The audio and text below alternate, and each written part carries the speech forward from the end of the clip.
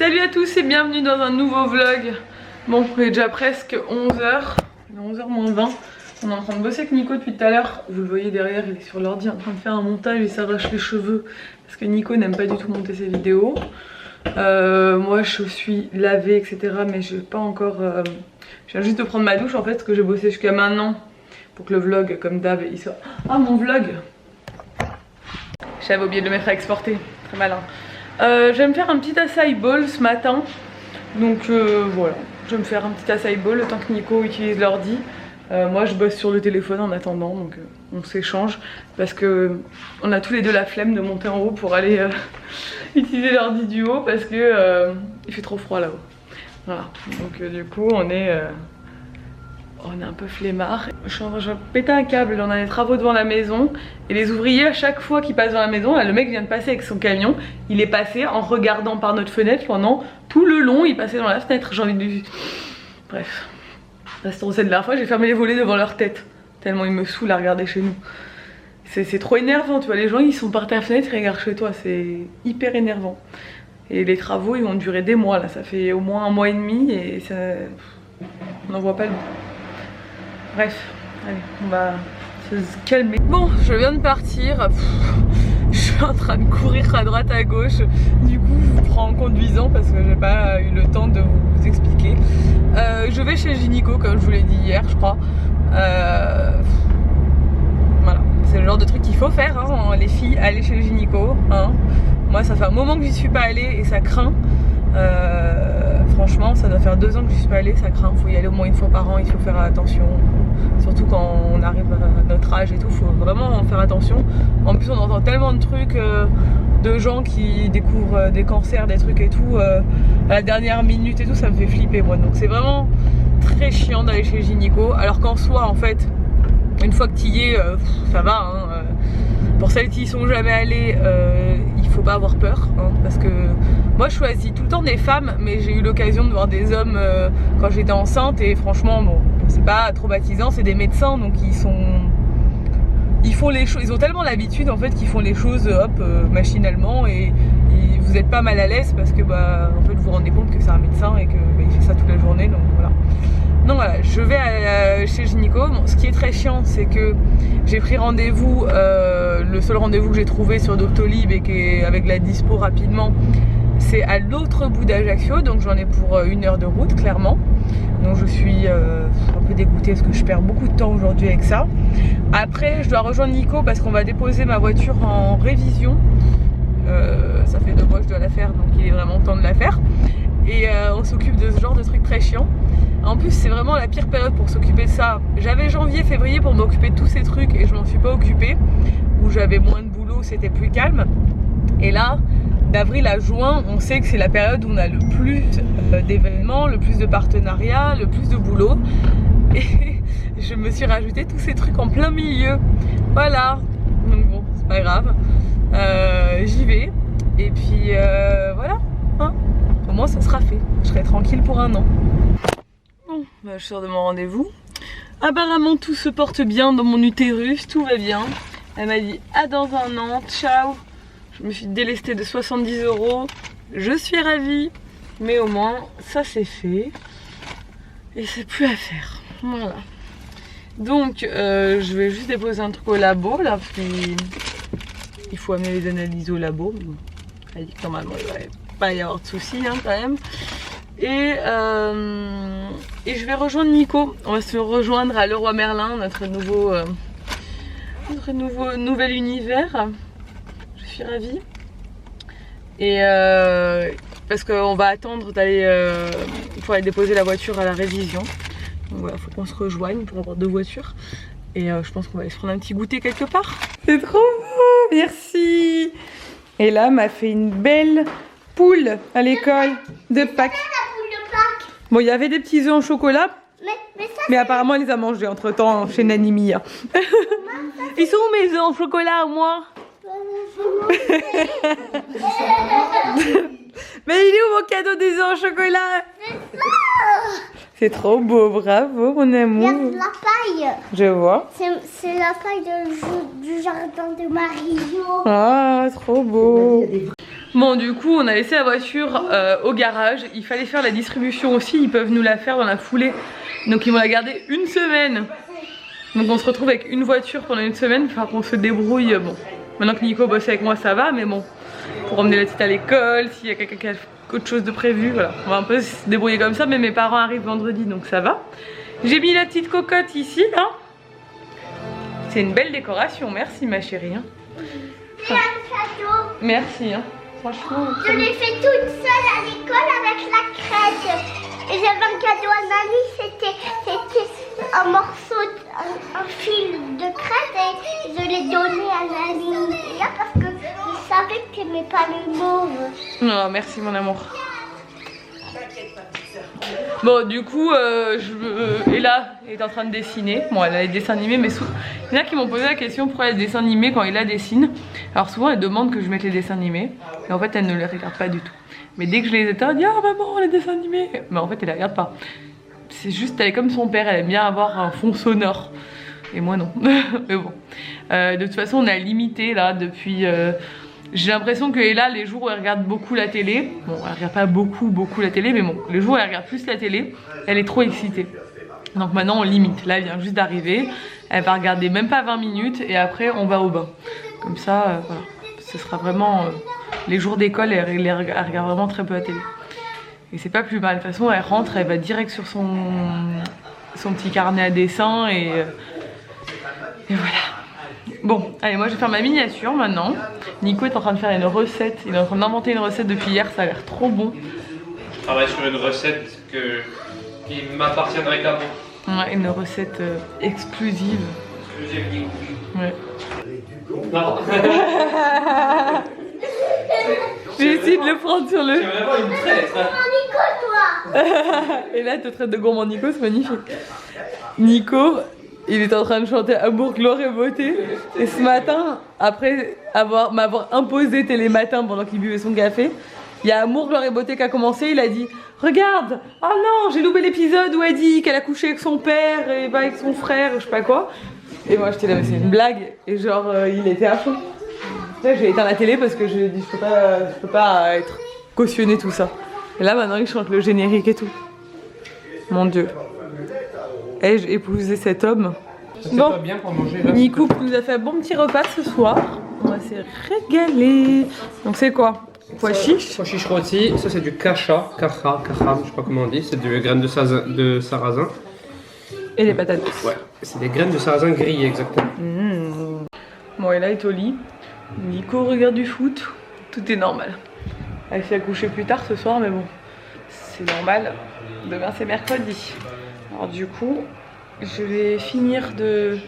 Nico a monté sa vidéo aujourd'hui. Je vais lui faire l'intro et là, je vais la regarder pour voir si tout est bon. Je vais la mettre exportée. Est-ce que vous connaissez ça? Ceux de mon âge connaîtront peut-être. C'est des encyclopédies que j'avais quand j'étais petite. Et ma mère, elle a retrouvé l'encyclopédie sur d'occasion en fait. Et elle me l'a fait livrer aujourd'hui. Et je l'ai lu ce soir. J'ai lu une petite partie à Ella. Ce soir, elle était captivée. Surtout la partie avec le bébé à l'intérieur du ventre et les organes humains. Ça l'a captivée. Voilà, c'est trop intéressant. Ça me fait trop plaisir de revoir ce livre. Et il y en avait pour tous les âges, je les avais tous. Les méga. C'était trop cool. J'étais posée et j'ai lu un article d'une copine, donc Poussine, que vous avez vu il n'y a pas longtemps sur ma chaîne, qui a écrit un article un peu parce qu'elle en a marre de tout ce monde Instagram fake et faux cul. Et ça fait un peu écho à l'article qu'on a écrit avec Gaëlle sur le monde des influenceurs dimanche, qui est sorti sur le blog. Et en fait c'est vrai que en ce moment, moi je trouve aussi que les gens sont hyper opportunistes et en fait ils prennent clairement, il y a plein de gens sur Instagram qui prennent leurs abonnés pour des débiles quoi. Alors moi je suis la première à être contente quand je rencontre des copines qui font la même chose que moi, on se partage entre nous quand on s'entend bien. Mais il y a des gens sur Insta qui vous contactent, et moi ça m'arrive tout le temps, Et salut, est-ce que tu veux partager mon compte et je partage le tien? On se connaît pas, voilà. Et après en fait ils vous suivent même pas. Et il y a des gens comme ça qui nous ont demandé à Nico et moi de les partager. Et Nico l'avait fait une fois gentiment parce que Nico il est pas méfiant et tout. Et le mec l'avait repartagé mais limite pratiquement pas quoi. Nico lui avait expliqué ce qu'il faisait et tout, et l'autre il avait juste fait une capture d'écran et genre il suivait même pas Nico. Et là maintenant le mec il est à je sais pas combien d'abonnés, genre il a pris des dizaines et des dizaines de milliers d'abonnés en quelques mois et il fait ça tous les jours avec plein d'influenceurs. Il demande à être partagé partout et tout. Et en fait il y en a qui sont là que pour la course aux abonnés, aux partenariats et tout. Alors oui, c'est notre métier, hein, c'est comme ça qu'on gagne notre argent, c'est comme ça qu'on vit. Mais il y a des gens, c'est plus du tout cohérent quoi. Ils font des partenariats tous les jours. Leur Instagram, c'est que des photos de partenariat, c'est un panneau publicitaire. Et comme je le dis, je suis pas contre le partenariat, j'en fais moi-même. Et je sais que j'ai des partenariats que je fais qui plaisent pas à certains de mes abonnés. Mais moi j'essaie toujours de cerner des partenariats qui me plaisent déjà à moi, de choses qui vont m'être utiles, qui me ressemblent, dont j'ai l'utilité ou qui vont plaire à ma communauté. Mais il y a des gens maintenant c'est n'importe quoi, on dirait que c'est téléachat leur truc. On regarde le fil Instagram, enfin le feed c'est que des photos de partenariat, des concours avec la terre entière. Alors moi je fais de temps en temps des concours avec une copine ou quoi, toujours avec des gens que je connais, que j'ai vraiment rencontré, avec qui je m'entends vraiment bien. Mais les gens qui font la course au concours, qui contactent d'autres gens qui connaissent même pas, oui salut, ça va, je voudrais faire un concours avec toi, salut. Ouais, non mais c'est n'importe quoi. Et ils prennent leurs abonnés, enfin j'ai l'impression pour des débiles quoi au bout d'un moment. Enfin je sais pas. Ça me paraît trop bizarre. Et je trouve que ça va un peu loin tout ça. Moi quand j'ai commencé ma chaîne, il n'y avait pas tout ça. Clairement moi je fais ma chaîne, je pensais même pas que quelqu'un allait me suivre. Voilà, le jour où j'ai reçu mon premier truc gratuitement, j'étais tellement contente et choquée. Et genre maintenant c'est un monde de requins. Les gens, avant on se contactait parce qu'on faisait la même chose et du coup on avait envie de discuter avec des gens qui faisaient pareil que nous, on était contents, on se rencontrait, on était contentes et tout, d'avoir des copines qui faisaient comme nous et tout. Maintenant les gens ils se contactent juste par intérêt, parce que l'autre il a plus d'abonnés, donc hop, il y a des gens ils contactent que ceux qui ont beaucoup d'abonnés, ils parlent pas avec les autres. Enfin franchement c'est horrible. Parce que moi par exemple j'ai rencontré Gaëlle, qui était une de mes abonnées parce qu'on a discuté ensemble. Et genre c'est devenu une amie, une très bonne amie. Et genre si j'avais été comme ces gens-là, je l'aurais pas calculé parce qu'elle avait pas assez d'abonnés. Enfin, je sais pas, c'est trop bizarre, on passe trop à côté de vrais gens en fait. Enfin bref, ça me rend ouf. Et en parlant de partenariat, je trouve aussi que les partenariats ça devient n'importe quoi. Alors on fait tous ces partenariats, on choisit, hein, on en reçoit des demandes tous les jours. On choisit, il y a des trucs qui nous correspondent pas, on dit non, il y a des trucs qui nous correspondent, on dit oui, il y a des trucs qu'on demande à tester d'abord et après on verra. Et aujourd'hui j'ai reçu une demande de partenariat. Alors je sais pas si je suis vieille école ou quoi, mais moi ça m'a choquée. Clairement. C'est un bijoutier, donc une grande bijouterie française nationale, qui veut faire un partenariat avec des mamans. Ça fait 3 fois que je reçois la demande et que je dis non, je ne suis pas intéressée, hors de question. Pour faire percer les oreilles à ton enfant en partenariat. Donc en fait t'es payé pour aller faire percer les oreilles à ton enfant et partager ça sur les réseaux sociaux. Mais on va trop loin. Au bout d'un moment c'est bon. Mon enfant c'est pas mon objet quoi. Et là je partage des choses positives sur elle. Enfin, même s'il perd ses oreilles en soi c'est pas un truc grave, mais j'ai pas envie de lui percer la peau pour gagner de l'argent quoi. Enfin, je trouve que ça devient complètement ouf. Et j'essaie toujours de faire attention à son image. Vous la verrez jamais en train de pleurer, en train d'être dans une position qui pourrait lui faire honte plus tard ou la mettre mal à l'aise. Voilà, et là c'est une enfant comme les autres, hein. Elle a une personnalité comme les autres. Enfin, c'est pas une enfant qui rigole toute la journée et qui pleure jamais et tout, hein. Ça arrive, même si on a quand même beaucoup de chance parce qu'elle est très cool. mais ça arrive. Mais je fais attention, très attention à ce que je diffuse. D'ailleurs, vous la voyez peu dans mes vlogs.